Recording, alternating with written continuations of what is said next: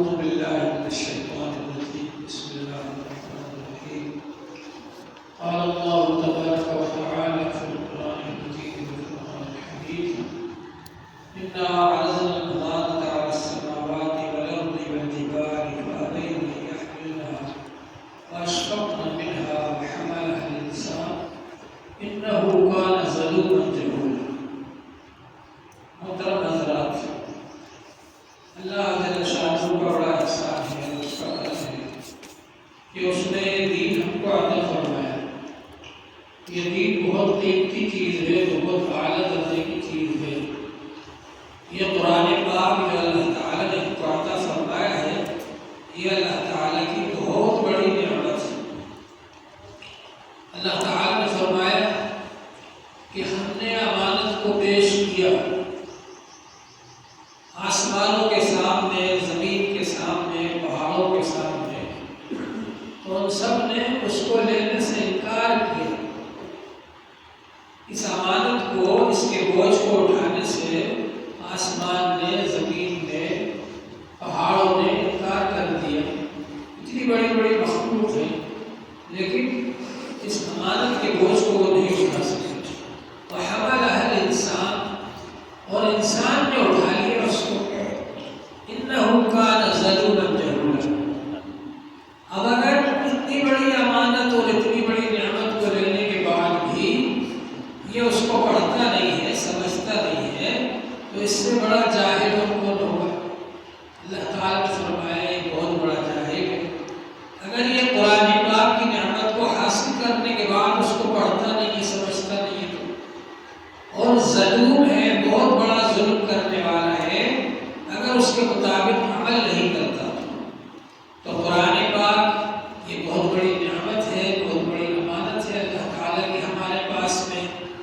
اس امانت کو اللہ تعالیٰ نے ہمیں اس لیے دیا ہے کہ ہم اس کو پڑھیں اور سمجھیں اور اس کے مطابق عمل کریں. اگر انسان اس کو پڑھتا نہیں ہے، سمجھتا نہیں ہے، تو اس سے بڑا جاہل اور نادان کون ہوگا؟ اور اگر اس پر عمل نہیں کرتا تو اس سے بڑا ظالم اور کون ہوگا؟ اس لیے قرآن پاک کو پڑھیں اور سمجھیں اور خود بھی پڑھیں، اپنے بچوں کو پڑھائیں.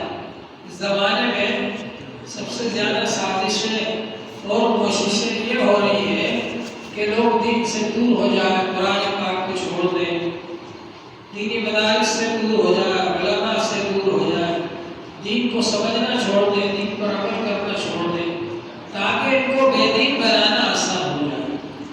سارے لوگ مسلمانوں کو بے دین بنانا چاہتے ہیں، مرتد کرنا چاہتے ہیں، بے ایمان بنانا چاہتے ہیں، لیکن اس میں مشکل یہ آ رہی ہے کہ لوگ آ جاتے ہیں مسجد میں، نماز پڑھتے ہیں، قرآن پاک سنتے ہیں، پڑھتے ہیں، علماء کے پاس بیٹھتے ہیں، مسائل سمجھتے ہیں، اس پر عمل کرتے ہیں، تو اس سے لوگوں کو بڑی تکلیف ہوتی ہے. اس لیے سارے لوگ علماء اور مدارس ان کے خلاف مخالفت کرتے رہتے ہیں، سازشیں کرتے رہتے ہیں تاکہ علماء سے عوام کو دور کر دیا جائے. یہ بہت بڑی سازش ہے یہودیوں کی، نصرانیوں کی، مشرکین کی، جس کا کہ ہمارے ہی لوگ اعلی کار بنتے ہیں. ہمارے ہی جو نہ سمجھ بھائی ہیں وہی نہیں سمجھ پاتے اور دینی مدارس کے خلاف کھڑے ہو جاتے ہیں، مسجدوں کے خلاف کھڑے ہو جاتے ہیں، اماموں کے خلاف کھڑے ہو جاتے ہیں، علماء کے خلاف کھڑے ہو جاتے ہیں، اور اس کے نتیجے میں وہ دین سے دوری ہاتھ آتی ہے، دین سے دور ہو جاتے ہیں. جو لوگ دین سے دور ہو جاتے ہیں ان کو بھٹکانا آسان ہو جاتا ہے. شیطان ایک دم آ کر کسی سے نہیں کہے گا کہ بت کا سجدہ کرو. شیطان آ کر شروع میں بہکائے گا، قرآن سے دور کرے گا، دین سے دور کرے گا. آج کل جو لوگ گمراہ فرقوں کے ہاتھ لگ جاتے ہیں تو وہی لوگ ہیں جو کہ علماء سے دور ہو جاتے ہیں، دین سے دور ہو جاتے ہیں، قرآن سے دور ہو جاتے ہیں. اس لیے ہماری کوشش ہونا چاہیے کہ ہم خود بھی علماء کرام سے جڑیں، مسائل معلوم کریں، دینی باتیں معلوم کریں. جس طرح سے گھر میں ہم اپنے ابا کی بات مانتے ہیں اور ان کے مشورے پر عمل کرتے ہیں، اور ضروری ہے اسی طرح ہم علماء کرام سے مشورہ کریں. جو بھی کام کرنا ہو پہلے مسئلہ پوچھیں، علماء کرام سے معلوم کریں، پھر اس کے مطابق کام کریں. ہر کام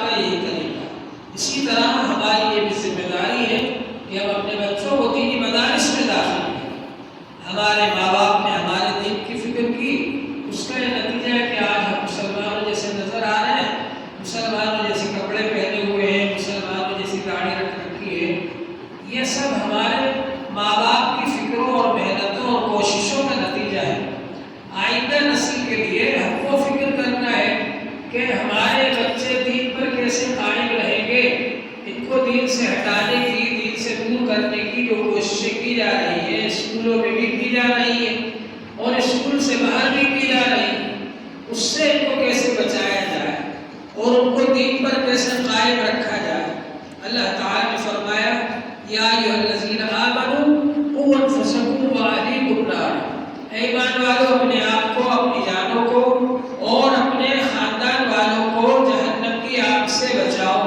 تو جہنم کے عذاب سے ہم کیسے بچیں، اپنے بچوں کو کیسے بچائیں، اس کے لیے ہم کو دین سے جڑنا پڑے گا، دین کو اپنی زندگیوں میں داخل کرنا پڑے گا۔ آج دین ہماری زندگیوں میں داخل نہیں ہے، ہمارے گھروں میں داخل نہیں ہے، اور ہم لوگ جب کوئی کام کرتے ہیں تو یہ نہیں سوچتے کہ یہ کام اللہ کو پسند آئے گا یا ناپسند ہوگا، یہ کام جائز ہے یا ناجائز ہے، حلال ہے یا حرام ہے۔ یہ معلوم کر کے ہم کو کام کرنا چاہیے، جو بھی کام کریں، اور اپنے بچوں کو دینی مدارس میں داخل کریں۔ یہ جو بچے پڑھ جاتے ہیں، حافظ بنتے ہیں، عالم بنتے ہیں، یہ دین کی خدمت کرنے والے بنتے ہیں، دین کی حفاظت کرنے والے بنتے ہیں۔ اگر کوئی شخص دین پر اعتراض کرے گا، دین پر حملہ کرے گا، تو جو مدرسے میں پڑھنے والے حافظ ہیں، عالم ہیں، قاری ہیں، علماء ہیں، مفتی حضرات ہیں، یہی اس کا مقابلہ کریں گے، یہی اس کو جواب دیں گے دلائل کی روشنی میں۔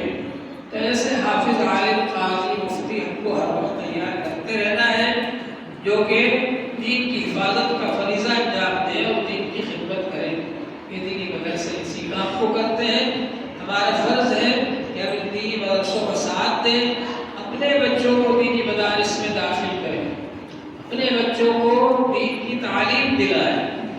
موجودہ زمانے میں 67,000 ایسے لوگ ڈاکٹر اور انجینئر کی ڈگریاں لیے پھر رہے ہیں، گھوم رہے ہیں، اور ان کو نوکریاں نہیں مل رہی، جو کہ بڑی بڑی ڈگریاں پاس کر چکے ہیں۔ تو اسکول اور کالج کی تعلیم ہم دلاتے ہیں اس لیے تاکہ ہمارے پیٹ کا مسئلہ حل ہو جائے، لیکن پیٹ کا مسئلہ بھی حل ہونا یقینی نہیں ہے اس کے بعد، لیکن دین کی تعلیم جو بچہ حاصل کرے گا تو اللہ تعالیٰ نے ذمہ داری لی ہے، اس کے اللہ تعالیٰ دنیا میں بھی رزق عطا فرمائیں گے اور آخرت میں جنت اور نعمتیں عطا فرمائیں گے، اور وہ بچہ کئی لوگوں کو، اپنے خاندان کے لوگوں کو، ایک ایک حافظ 10 لوگوں کو جنت میں لے کر جائے گا۔ تو دنیا اور آخرت کی کامیابی یہ دینی تعلیم حاصل کرنے میں ہے۔ اپنے بچوں کو دینی تعلیم دلائیں۔ ماشاءاللہ یہاں پر بچے حافظ بنتے، عالم بنتے، قاری بنتے، مفتی بنتے، اور الحمدللہ یہاں پر کثیر تعداد میں بچے رہتے ہیں۔ ان بچوں کی خدمت کرنا، ان کا تعاون کرنا، یہ ہم سب کی ذمہ داری ہے۔ اللہ تبارک و تعالی ہم سب کو عمل کی توفیق عطا فرمائے۔